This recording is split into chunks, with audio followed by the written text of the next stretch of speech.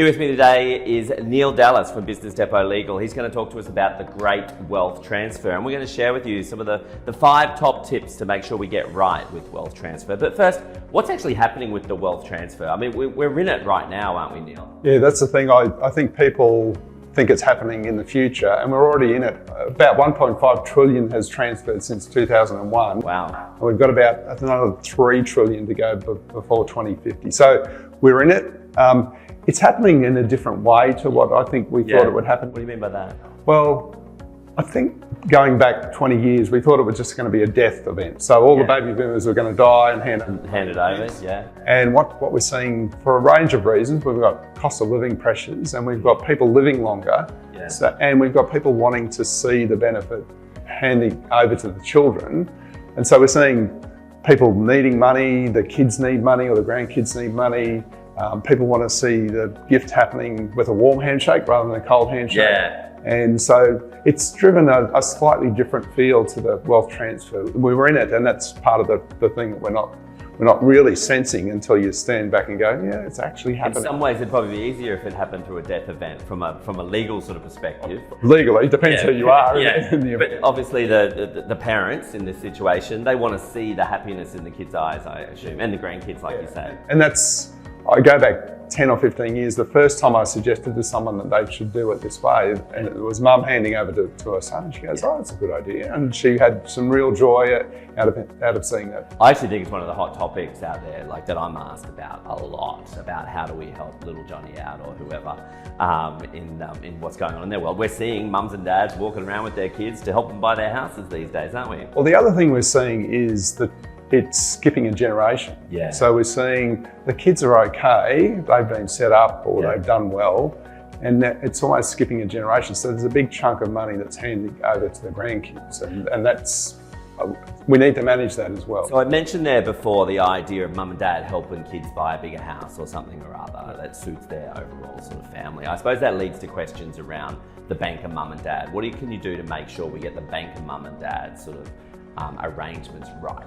Well, I think a couple of things. The first thing is to understand what it is the clients are trying to achieve. Are they just wanting to gift the money to the kids, or is it a full-on loan and we are actually the bank and we're standing in the shoes and we expect to get paid an interest rate? For most, it's somewhere in between. It's a loan, interest-free, repayable on demand, really to protect against things like bankruptcy or family law claims. Yeah. So, but you've got to document that, and we've got to be clear on what it looks like. We need to document it anyway. If it's a gift, it's a gift. Let's document it as a gift so no one says it's a loan later on. If it's a loan, because we want it to be a loan, then we want to document it. And I suppose that leads to your second tip around things to get right, and that is around early inheritance. What if you are gifting, I don't know, little Johnny a house? How do you make sure his sisters are looked after? Okay? Yeah, so the issue is we're seeing it increasingly.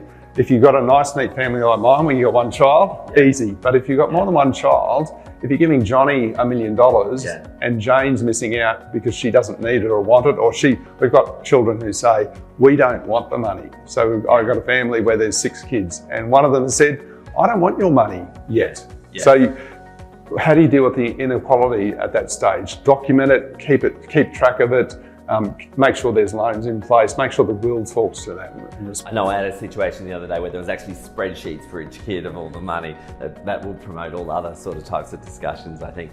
What about control? Like, I'm hearing some of these baby boomers sort of going, I'm sick of having to worry about the money now. Yep, so we've got this issue. They want to start a handover now, but they still want a little bit of control, but they're bringing the kids on board. So we've got to be clear about how that happens. Is it through powers of attorney or whatever? The other issue I'm seeing in the control area is that we've got this longer living baby boomers, which is a good thing in most cases, but quality of life may not be there. So we've got to make sure that there are measures around the control. So what do the powers of attorney say? Getting a simple power of attorney may not be enough. There may be reasons to give kids more control, allow conflicts, allow them to gift money to themselves to pay the grandkids' school fees, all those sorts of fun things. And that probably leads into probably number 4 of your tips, which is really around what about these assets that mum and dad don't actually own in their own names? Maybe they're in a super fund and so forth. So as advisors, we try and make it easy for clients to say, yes, this is all yours and we'll sort it out in the background. When it comes to estate planning, one of the things we've got to be clear on is what's in the super fund, and do you own it? Do you control it? Can you deal with that as part of your estate plan, whether that's now or in the future? Other entities, companies, trusts, make sure we know where things are. And if we're earmarking assets in a trust, for example, for multiple children, how's that actually going to work? So we need to pull that apart, work out how it all works, make sure we document that. I feel like we're only just now starting to feel the impact of all these properties we have in super funds, like these big commercial properties. Well, that's the one that I see lots of the business real property sitting in the self-managed super fund.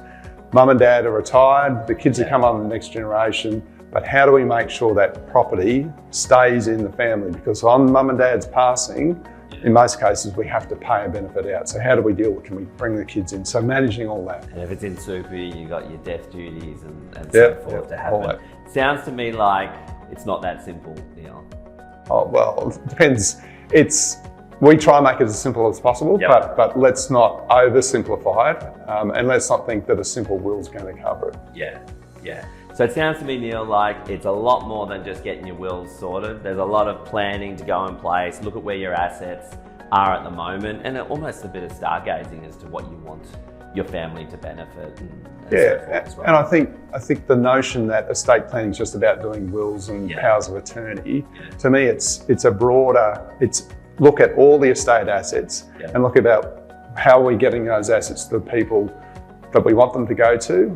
The timing of that, it may not be a death event. It may be, hey, I want to look after you, I'm retired, or I just want to start handing over control now. Definitely feels like a new world we're in. If anybody does have any questions, please feel free to reach out to Neal. You can get his contacts via the website at businessdepot.com.au, or of course, reach out to your usual contact and we'll look after you.